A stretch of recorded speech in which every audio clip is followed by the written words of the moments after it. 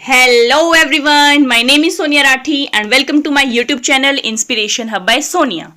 तो जैसा कि आपको पता है हमने organic chemistry wave series start कर रखी है जिसके 6 लेक्चर्स मैं ऑलरेडी अपलोड कर चुकी हूं और ये आज का 7th लेक्चर है और इसमें भी हमने स्टार्ट कर रखा है IUPAC nomenclature of organic compounds और उसके भी 2 जो क्लासेस हैं वो ऑलरेडी अपलोड हो चुकी हैं। अगर ये सभी क्लासेस आपने अभी तक नहीं देखी है तो मेरे YouTube चैनल पर आप प्लेलिस्ट में जाइए ऑर्गेनिक केमिस्ट्री वेव सीरीज जिसमें सारे के सारे लेक्चर्स जो हैं इजीली अवेलेबल हैं। तो स्टूडेंट चलिए स्टार्ट करते हैं आज का लेक्चर जिसमें हम करेंगे nomenclature of aliphatic compounds with functional group. अभी तक फंक्शनल ग्रुप का हमने कोई भी कंपाउंड नहीं किया है तो आज हम स्टार्ट करने वाले हैं फंक्शनल ग्रुप वाले। तो देखिए स्टूडेंट्स इसका क्या रूल होता है। इसमें सबसे पहले हम लेते हैं secondary prefix, then primary prefix, then word root, then primary suffix and after that secondary suffix। तो स्टूडेंट देखिए प्रीफिक्स, वर्ड रूट और सफिक्स ये तीनों चीजें मैं आपको बता चुकी हूं। देखिए प्रीफिक्स क्या होता है, जो कि हमारी मेन कार्बन चेन की जब हम नंबरिंग दे रखे हैं जो पहले लगता है वो होता है प्रीफिक्स। वर्ड रूट क्या होता है कि कितने कार्बन एटम्स की हमारी जो है मेन चेन है। सफिक्स क्या होता है जो कि बाद में लगता है चेन की। अब हमने यहां पर क्या किया है, डिवाइड कर दिया है प्रीफिक्स को भी 2 टाइप्स में, सेकेंडरी प्रीफिक्स और प्राइमरी प्रीफिक्स। तो देखिए सेकेंडरी प्रीफिक्स क्या होता है कि जो ब्रांचिंग होगी ना हमारी कार्बन चेन में, मतलब जो सब्स्टिट्यूएंट्स अटैच्ड होंगे वो हो जाएंगे हमारे सेकेंडरी प्रीफिक्स। प्राइमरी प्रीफिक्स में क्या आते हैं स्टूडेंट, साइक्लो, बाइसाइक्लो और स्पाइरो। साइक्लो कंपाउंड्स का नॉमेनक्लेचर भी हम कर चुके हैं, आई थिंक ये चीज आपको क्लियर होगी। आगे आगे हम करेंगे बाइसाइक्लो और स्पाइरो को भी। देन वर्ड रूट ऑलरेडी आपको पता है कि कितने कार्बन एटम्स हमारी मेन चेन में हैं, वो होता है वर्ड रूट। प्राइमरी सफिक्स क्या होता है, सेचुरेशन इन बॉन्ड, कि हमारी बॉन्ड सिंगल बॉन्ड है, डबल बॉन्ड है या फिर ट्रिपल बॉन्ड है। और सेकेंडरी सफिक्स है ये जो मेन है, जो हमारे फंक्शनल ग्रुप होते हैं वो सेकेंडरी सफिक्स में आते हैं। तो स्टूडेंट्स देखते हैं कि आपको फंक्शनल ग्रुप किस तरह से करने हैं, मतलब जो आगे आने वाले कुछ मिनट्स हैं वो चीजें आपको लर्न करनी हैं। इट मींस ये वही चीज है जो मैंने आपको बताया था कि अपना नाम नहीं लिखना स्टार्ट करने से पहले ABCD सीखनी होती है। तो फंक्शनल ग्रुप का नॉमेनक्लेचर करने से पहले आपको कुछ टर्म्स हैं, जो चीजें हैं वो आपको याद करनी होगी और ये NCERT में आपकी टेबल दे रखी है, वहां से भी आप इजिली लर्न कर सकते हैं। तो देखिए स्टूडेंट क्लासेस दे रखी है कंपाउंड्स की, फंक्शनल ग्रुप का स्ट्रक्चर किस तरह से होगा, जब वो कई आप देखोगे आगे आगे जब हम एग्जांपल्स करेंगे कि कई बार वो ग्रुप जो है प्रीफिक्स की तरह यूज होगा, कई बार सफिक्स की तरह यूज होगा। तो वो कौन कौन से वर्ड हम यूज करेंगे, प्रीफिक्स की तरह यूज होगा तब कौन सा वर्ड होगा, जब सफिक्स की तरह यूज होगा तब कौन सा वर्ड होगा, और इनके एग्जाम्पल्स। ये टेबल इजिली आपकी NCERT में अवेलेबल है जो आपको लर्न करनी होगी। तो देखते हैं स्टूडेंट इस टेबल में क्या दिया गया है। तो देखिए फर्स्ट है हमारा एल्केन्स। एल्केन्स मतलब कार्बन कार्बन सिंगल बॉन्ड, और कार्बन कार्बन सिंगल बॉन्ड के लिए हम सफिक्स क्या यूज करते हैं, एन। एग्जाम्पल दे रखा है ब्यूटेन। नेक्स्ट है एल्कीन्स। एल्कीन्स मतलब कार्बन कार्बन डबल बॉन्ड और इसके लिए हम सफिक्स यूज करते हैं इन। एग्जाम्पल दिया है but 1 yne. Then alkynes, carbon carbon triple bond, इसके लिए हम सफिक्स यूज करते हैं आइन और एग्जाम्पल दिया गया है ब्यूट 1 आइन।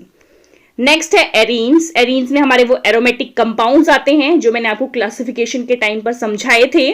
तो इसमें एरीन्स में हमारा जो हमें फोकस करना है वो बेंजेनोइड कंपाउंड्स पे करना है जो बेंजीन की तरह स्ट्रक्चर्स हैं। तो ये बेंजीन का स्ट्रक्चर आपकी स्क्रीन पर दे रखा है स्टूडेंट्स।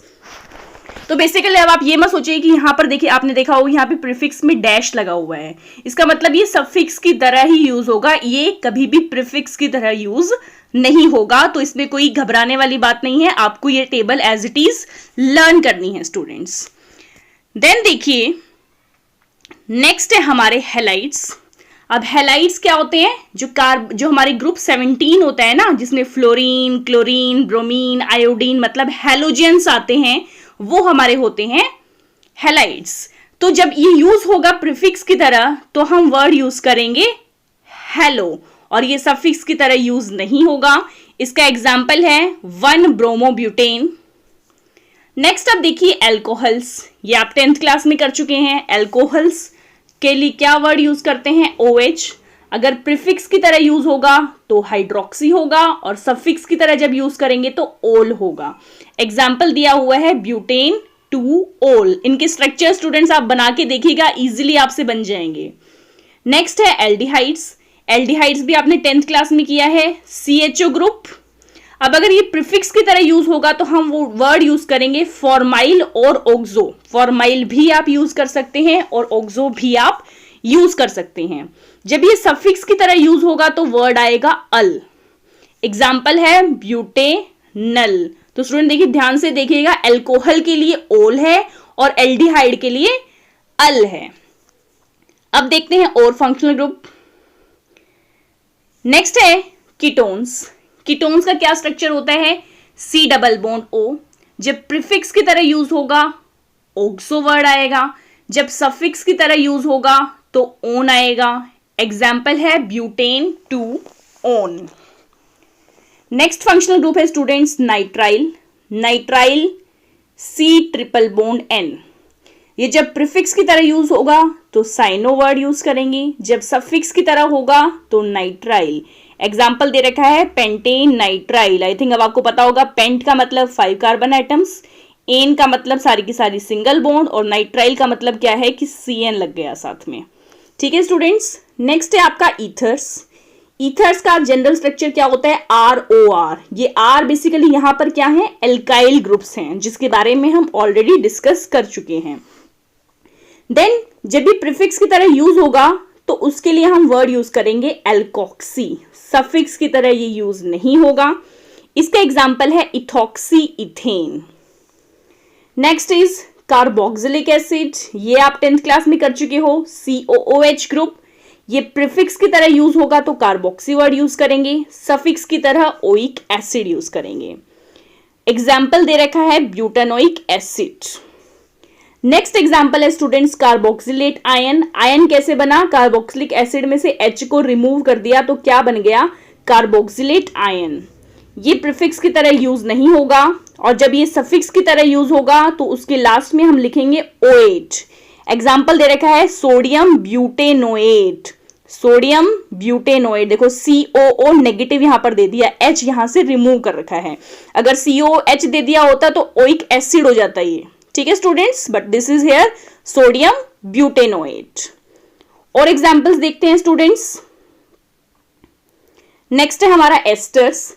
एस्टर्स के लिए हम क्या स्ट्रक्चर यूज करते हैं? General COOR। देखिए जहां पर भी R है, R का मतलब है हमारा एल्काइल ग्रुप। ये जब प्रीफिक्स की तरह यूज होगा तो एल्कोक्सी कार्बोनेल, सफिक्स की तरह जब यूज होगा तो OH। एग्जाम्पल दे रखा है मिथाइल प्रोपेनोएट। देखिए COOR, ये स्ट्रक्चर यहां से कॉमन है। ठीक है स्टूडेंट्स, तो मिथाइल प्रोपेनोएट देखेंगे हम आगे आने वाले जो लेक्चर्स होंगे उनमें इनके examples. Then acyl halides. Acyl halide क्या है? देखो COX। एक्स में ऑलरेडी आपको बता चुकी हूँ, हेलोजन होता है। This halogen can either be fluorine, chlorine, bromine, iodine, कुछ भी हो सकता है इनमें से। तो जब प्रीफिक्स होगा तो हेलो कार्बोनिल हम बोलेंगे, और जब सफिक्स की तरह यूज होगा तो हम बोल देंगे ऑयल हैलाइड। इसका एग्जाम्पल है स्टूडेंट्स ब्यूटेनॉइल क्लोराइड। Br लग जाता तो ब्रोमाइड, आयोडीन लग जाता तो आयोडाइड। ठीक है स्टूडेंट्स। नेक्स्ट एग्जाम्पल है एमीन्स। एमीन्स में क्या होते हैं? एमीन्स की भी फर्दर टाइप होती है, आप 12th क्लास में करोगे। Primary amine, secondary amine, tertiary अमीन। तो ये आपकी स्क्रीन पर दे रखे हैं। इनको जब प्रीफिक्स की तरह यूज करेंगे तो वर्ड लगेगा अमीनो, और जब हम सफिक्स की तरह यूज करेंगे तो वर्ड लगेगा एमीन। एग्जाम्पल है ब्यूटेन टू एमीन। एमीन लगा हुआ है, इट मीन सफिक्स लगा हुआ है, आप नाम के लास्ट में लिखा हुआ है तो यहीं से क्लियर है कि ये सफिक्स है। नेक्स्ट एग्जाम्पल है स्टूडेंट्स एमाइड। एमाइड में देखो, एमाइड में भी फिर वही प्राइमरी, सेकेंडरी और टर्शरी, 3 तरह के एमाइड होते हैं। ये भी आप 12th क्लास में डिटेल में करोगे। जब प्रीफिक्स की तरह यूज होता है तो होता है कार्बामाइल, जब सफिक्स की तरह यूज होगा तो होगा अमाइड। एग्जाम्पल दे रखा है स्क्रीन पर ब्यूटेनामाइड। नेक्स्ट एग्जाम्पल देखिए students, nitro compounds. Nitro compound मतलब NO2 ग्रुप होगा, और जब भी प्रीफिक्स की तरह यूज होगा तो नाइट्रो वर्ड आएगा। एग्जाम्पल दे रखा है 1 नाइट्रो ब्यूटेन, 2 नाइट्रो ब्यूटेन भी हो सकता है, मतलब ये तो पोजीशन बता रहा है कि कौन सी पोजीशन पर हमारा नाइट्रो ग्रुप अटैच्ड है। नेक्स्ट एग्जाम्पल है student sulphonic acid. Sulphonic acid देखो, कार्बोक्सिलिक एसिड होता था तो COOH होता था, तो सल्फोनिक एसिड में क्या हो गया SOOH, सल्फर लग गया कार्बन की जगह। तो जब इसे प्रीफिक्स की तरह यूज करेंगे तो वर्ड आएगा सल्फो, और जब सफिक्स की तरह यूज करेंगे तो आएगा सल्फोनिक एसिड। एग्जाम्पल है स्क्रीन पर मिथाइल सल्फोनिक एसिड। तो स्टूडेंट्स जो ये एग्जाम्पल्स दिए गए ना लास्ट में आपके पास, ये जो एग्जाम्पल्स हैं, ये सारे एग्जाम्पल्स की स्ट्रक्चर आप बनाकर देखिएगा कि आपसे बन रहे हैं या नहीं बन रहे हैं। इजीली स्ट्रक्चर्स बन जाएंगे, कोई दिक्कत इनमें आएगी नहीं। आप ओपन स्ट्रक्चर इनका बना के देखिए स्टूडेंट्स, और कल की क्लास में देखेंगे हम इनके एग्जाम्पल्स। तब तक के लिए ये स्टूडेंट्स, ये टेबल जो है ये आपको लर्न करना कंपलसरी है। ये लर्न नहीं होगी जब तक तो आगे का नॉमेनक्लेचर आपको समझ में नहीं आएगा। तो इन सब चीजों को एज इट इज मतलब क्रैम करने की जरूरत नहीं है। आप थोड़ी सी प्रैक्टिस करोगे तो अपने आप ये सारे की सारे जो है आपके माइंड में सेट हो जाएंगे। तो प्रैक्टिस के साथ सब आ जाएगा स्टूडेंट्स। तो तब तक के लिए students stay safe, stay home, all the best to all of you.